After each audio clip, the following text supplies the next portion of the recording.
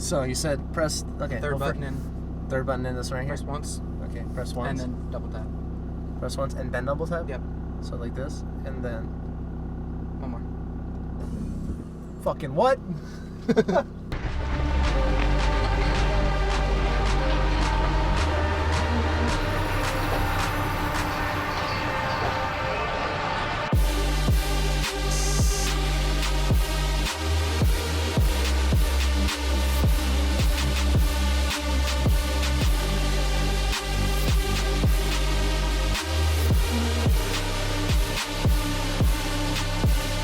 Okay. Welcome to Air, everybody. It's still going. It's ridiculous. I love it. I'm putting it high because I don't trust you enough. Yeah, no, good idea. Good idea, yeah. So I guess we should probably do an intro. Yeah. Oh, I should get sunglasses. I don't want to die.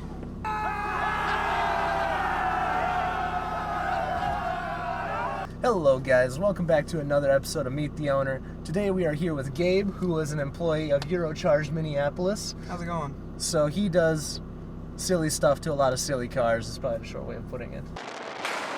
Yeah. How would you describe it? Like Performance Sounds upgrades, mods, maintenance, a little bit of everything. All right. So as you guys saw in that little clip, and if you guys haven't seen the previous video, which I'll tag in the description below, but essentially, this is a bagged Jetta, right? Yep. Okay. I called it a GTI. I called it a Passat. What else did I call it? That's probably all you called it. Yeah. So I'm not that bad of a person, but So you went through half the Volkswagens. Yeah. To be fair, though, an extended golf cab, I mean, technically speaking, in Europe, this is a golf wagon. I suppose. But because it's America, we get the Jetta wagon. So this is a Jetta sports wagon. Yep. Okay. How does one do this? There we go. Yep. And then you want to pull up. Pull up. Now it's on. Okay. So pull up, Yep. and then. back. Yep. Oh, that's sport. Yeah, no sport. Those are turbos. Singular turbo. Singular turbo, not plural. Yeah. It is an upgraded, European spec turbo. Oh, that's right. Yeah, you TDI. updated it Yep. or upgraded it. I Yep. mean. So I don't have to go at an angle here. Nope. Tie enough so you can literally just go straight out and then whichever way you want to go. Okay. The torque. It's really a good thing that you have this aired up all the way. Oh yeah. See, that's why I want to do bags, man. It's safe. Yep. Like on coils, would you get stuck on that probably? Oh no. I drove my E36 through that a couple of times. Oh really? Okay. I'm a huge static guy, but it got really painful daily driving it. I avoided roads and stuff like that, whereas this, I can ride as low as I want, but I have the option to comfortably ride and let other people drive my car. And how bad are potholes in this? They're gonna be a little rough.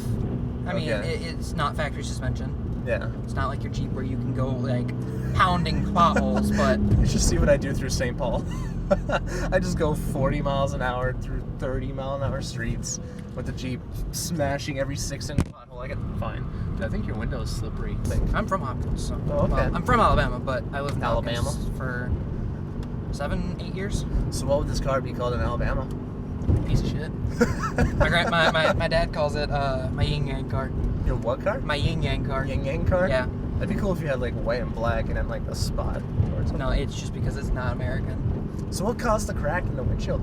I was pulling my ECU to tune it, and I went to go pick up my wiper blade, and the way they're press fit on, and so you have to wiggle it, and I leaned against the windshield in the corner, and it started a little crack, and now it's fully cracked. Dude, let's go visit my old apartment building. Yeah, let's do it. It's legit like 2 miles away. But, okay, so what made you want to get into... Because I remember the first time, like, you and I ever talked, and I was, like, putting bags on my stories. You're like, bags are for groceries. And that turns out to be the complete opposite of what you think about bags, then? Well, I've always wanted a Track hop? oh, yeah. I've always wanted a bag car, and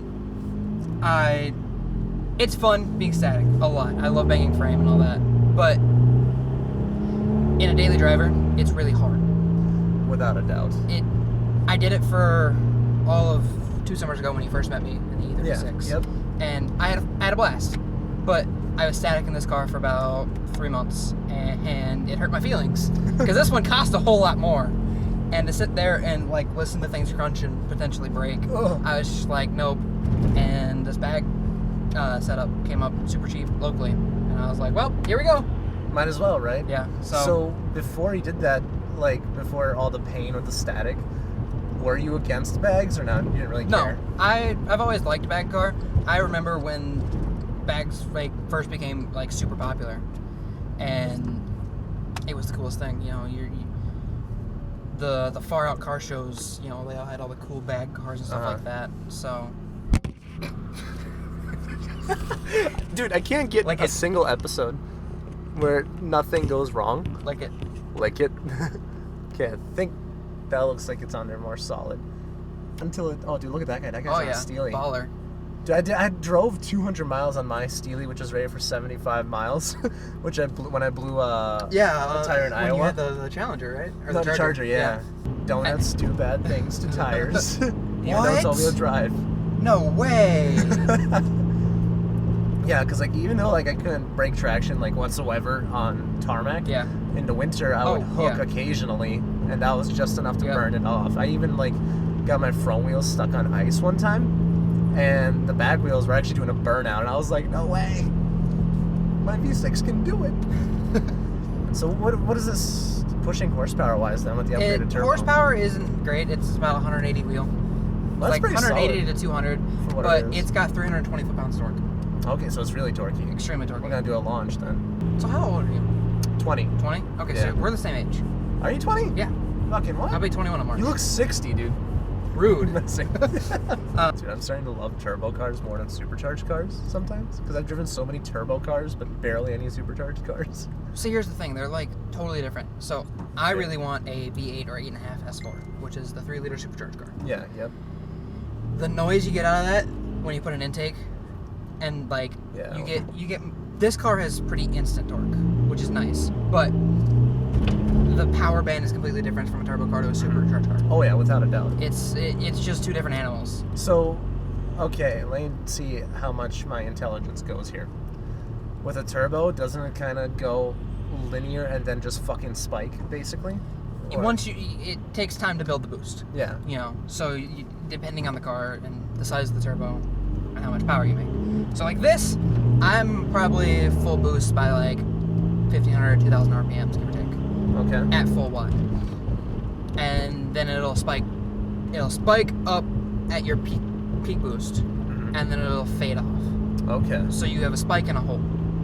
So like, I don't know what it is in this car because I don't have a boost gauge, but in my GTI I used to have, I would spike at 22 or 23 pounds, and I would hold at 19. Okay. So you spike, you get that for a second or two, and then it just kind of drops down and holds at a certain PSI. So that basically kind of shows in your RPM range where you kind of pull, you get an RPM, you know, a horsepower spike, and then it sometimes it dies off, sometimes it just kind of stays linear, and sometimes it goes up depending on the car. Okay. And then superchargers? Your power is almost constantly there, and so you kind of get this nice even graph. Okay. You know, more likely to fall off in the top end. It tapers off, yeah. But I actually love the sound of this. What do you have done exhaust-wise? It's a 2.5-inch straight pipe. Turbo bag. Okay. So. Yeah, because the turbo is basically double the sound. Yeah. Well, it's a little loud and a little raspy on the outside, which I don't like. So I'm going to be putting a vibrant resonator in eventually. But they really let this place go down. So right around here, there was 3 dead baby geese. Ooh, that one's big. Go towards the middle. Towards the middle? Yeah. At an angle? Straight in the middle. Just take it nice and slow. Okay, so then my question for you is, what year is this then? It's 2011. Oh, so it's actually fairly new then. Yeah. And it has almost 200,000 miles? No. This has 115 on it. 115? Yep. Yeah, the truck is the one that has 400 on it. So I guess I just did the average of your cars. But, I mean, so this thing has truck. this thing has 115 on it. I bought it with 99 a year ago. So I put 16,000 miles on this car. It's not bad. And it's been parked for 3-4 months. So then you've been working on Eurocharge for just over a year then? Just under a year. Just under a year. It'll be a year in the end of March. What kind of stuff do you primarily do there then? I do a lot of the loop tech stuff, so I do oil changes. Okay. I do a lot of the maintenance stuff. So anytime you come in, your car needs control arms, ball joints, tie rods, stuff like that. I love the turbo whistle. Yeah, I love. I think that's a turbo whistle, Yeah. right? Yeah. I love the looks I get because like you don't expect hearing. This has got diesel truck noise, right? So like you Yeah. get the turbo spool down and stuff like that.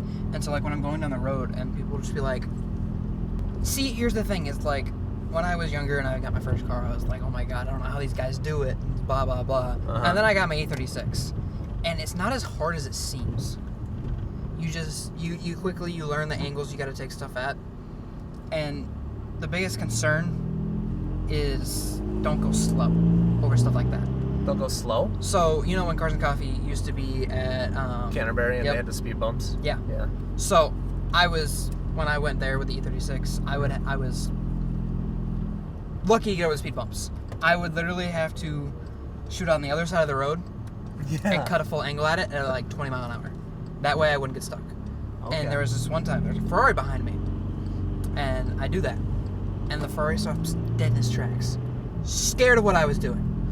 And literally, I'm pretty sure the car caught air when I hit the speed bump, because I had a second person in the car, so it's even lower.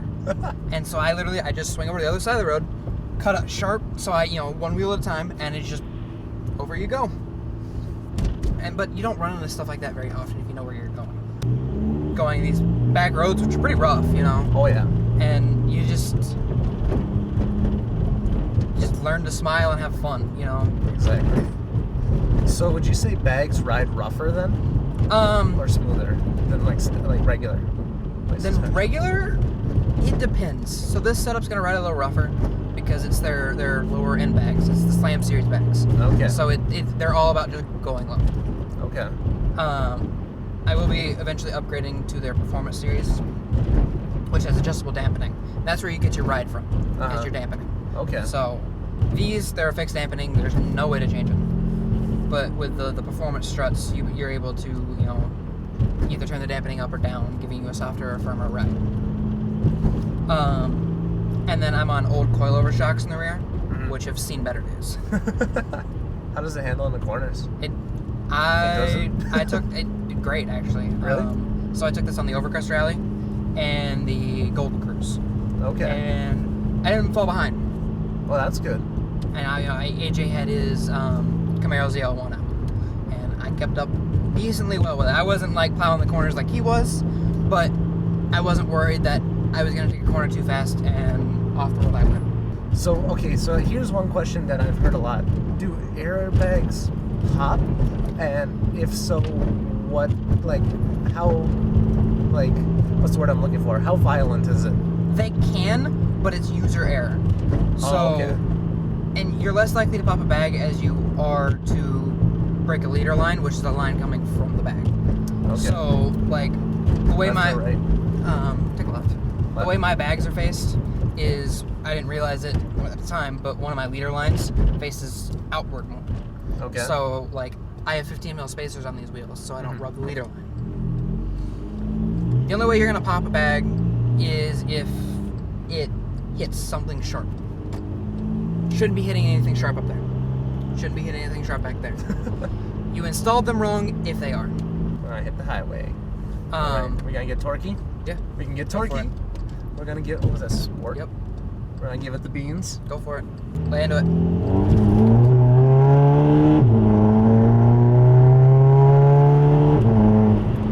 That is way faster than I thought it would be. It feels really fast, except for over here. You feel the torque in the driver's seat, and you feel the torque steer and all that. So I didn't feel much torque steer there though. I have traction control on. If you have traction control off, you kind of get the whole. Okay. But it's literally this is the perfect daily because I can have fun with it, but I'm less likely to get in trouble. Oh yeah. It's still slow. Yeah, it's slow enough, but you get the torque, which is all you really need, 0 to 60. Yep. So it's a lot of fun. So where is it the torquiest? Where do you get the most fun? In between 2 and 4 grand. Okay. So So we're at 2 right now. Yeah. So if we just floor it a bit,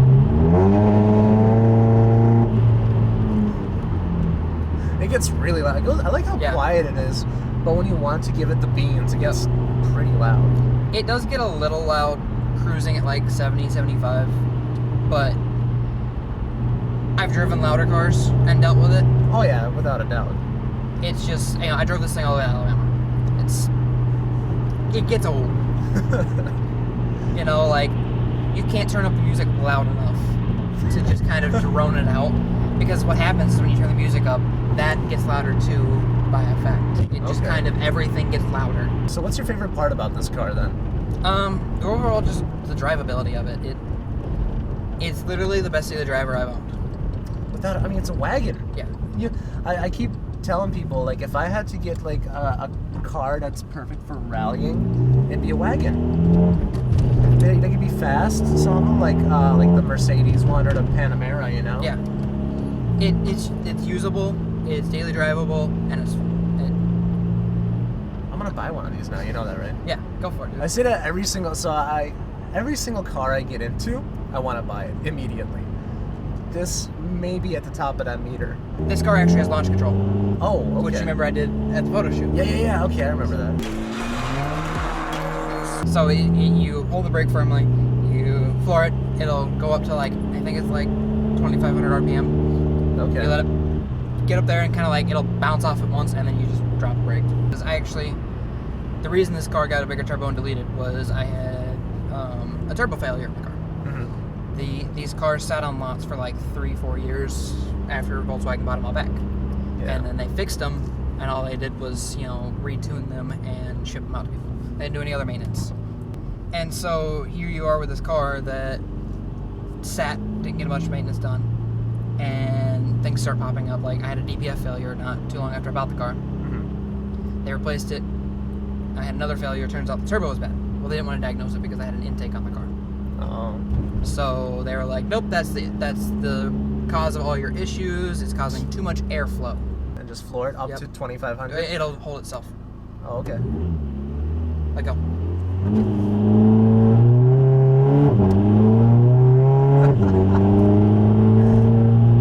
Definitely felt a little bit there on the torque steer. Oh yeah, that it's was fun. It's that a lot was of fun. What MPG do you get on this? I've been getting like 30, 35, but I can't get my foot out of it. The trip to Alabama, I got 45. Wow. Yeah, it's about 600 miles of the tank, and that was on heavier wheels and a bunch of junk in the car. So if this thing were to be on stock wheels with, no roof box, and the roof box definitely hurts the yeah. MPG without a doubt. Okay. I could probably pull almost 50 miles a gallon. So we're gonna be here a while because Grandma doesn't want to go into the flow of traffic. So then, what's next then? Are you gonna do anything else to this car? Are you gonna get another car? Are you gonna sell something? Well, once I fix the truck, it's gonna go away, and I want to get another one of these. Okay. I want to find a cheaper salvage title one that I don't really care about, and I'm gonna lift it. Oh yeah, that's right. You told me about lifting one. So it's gonna get like a 2-inch lift and some bigger tires. If I find a salvage title one, I'm probably gonna cut bumpers, throw it back cheap, make a bash bar, and have some fun. Because you'd still keep this too. Yeah, I really enjoy the daily drivable of this thing, and to have another one that I can drive with literally zero concern. Like, this car, I like to ride low, so I have baking my fenders because I'm a dumbass and I ride too low. So if I go ahead and get another one and I do the same kind of stuff, like it'll get a bigger turbo, it'll get a full delete and tune. If I find a TDI, I'd like to find a manual 2.5 one. That'd be nice. Because they're dead reliable. The only issues they have is a water pump, and as long as you put a new water pump in them, you're fine. So you're a big manual advocate. How do you feel about the automatic aspect of this car? You can't beat the DSG. I originally bought this car. You're gonna take a look here. Yep. Bought this car as a daily driver, and as much fun as a manual car is, I hate daily driving. I typically am running late for work. It's just a bad habit. I'm drinking coffee, trying to eat my food, and I'm trying to rush to work. It's kind of hard to sit there, shift gears, eat, and drink a coffee.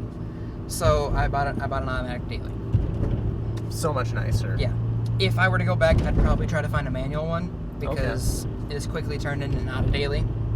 Yeah. Because I enjoy it too much as it is. As you know, I had the nicer wheels on it. And those I'm worried about, messing up in my careless daily driving. And it's just, but you can't beat the DSG. You know, it's got a with the tune, it shifts so smooth. It's I bought a DSG because I like the DSG farts that you get out of your GTS and stuff like that. But you don't get that out of this. You just get the crisp, smooth, firm shifts. Yeah, I noticed that it, like, especially when we were flooring onto the highway, it was just so smooth. Oh man, yeah, I love that. I mean, this is my first. Okay, so let's check everything off here. So this was the first wagon. This was the first diesel. First bagged car. Was there anything else? I don't even know, man. First cracked windshield. Now straighten the wheel. Yep.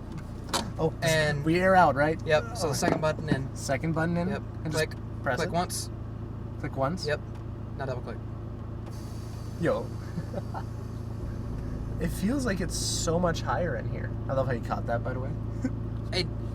It's fine because of these wheels, but like my other wheels, if you air out and they're slightly turned, you'll make issues. buckle the fenders just a little. Yikes. All right. Any final things we need to discuss? As long as you don't have any questions, we're good. I don't know, man. I always have questions. It's German. This is like rocket science to me. All right. So I guess we're gonna kind of wrap this up then. So this was a Volkswagen Jetta. Yep. Jetta. Yep. TDI. Yep. Oh, I fucking nailed it. I'm so glad that like I've been kind of bored and like kind of over the car thing because it's winter. You don't get to do the fun car stuff. Well, yeah, and you just lose the enthusiasm. Yeah, and I work on cars all day, so like you just kind of get tired of cars. Yeah. But to be able to be back in this thing and driving it, like I don't know why I parked it for winter. Like it's so much fun. The wagons are very weird because they're built off of the Mark V platform instead of the Mark VI. Okay. So the interior is partial Mark VI and partial Mark V. And the exterior from the doors back is Mark V. That's so trippy. Yeah. So the front end is about the only difference from Mark V to Mark VI wagons. Huh. I definitely love this, man. Whatever your next car is, we got to do this again. Definitely. That's for sure. I missed the E36 so much. Sadly, it's gone. It's crushed. It's a new chapter. Is it crush? Yeah. The guy I sold it to parted it out and crushed it. Thank you so much for watching this one. So it was nice to ride in or drive the Passat Wrong. Jetta. Yes. Jetta. See, I got it wrong. Jetta TDI. You think I'm kidding? I actually keep forgetting it. Like, but yeah. It's easy. The easiest to call it is a JSW, Jetta Sport Wagon. Okay. Before we sign off here, is this how most like air ride systems are set up? Like, yes and no. So yeah, like itty bitty buttons. I have an older management because I actually there's this management. There's the other airlift management, which is the 3P. Okay. Which probably most of the people that you shoot on air ride have. It's the big phone-looking controller that has the buttons in the middle, but you don't have as many presets. Okay. So I have all my fun presets in this car. But you know, it's not nearly as like. And each of those numbers on there, that's like each bag, right? Yep. Okay.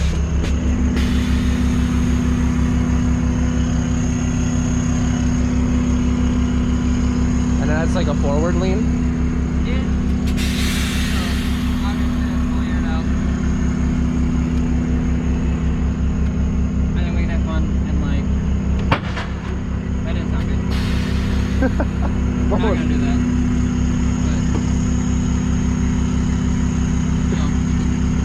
But, Any idea what that sound was? nope, I'm not even gonna look.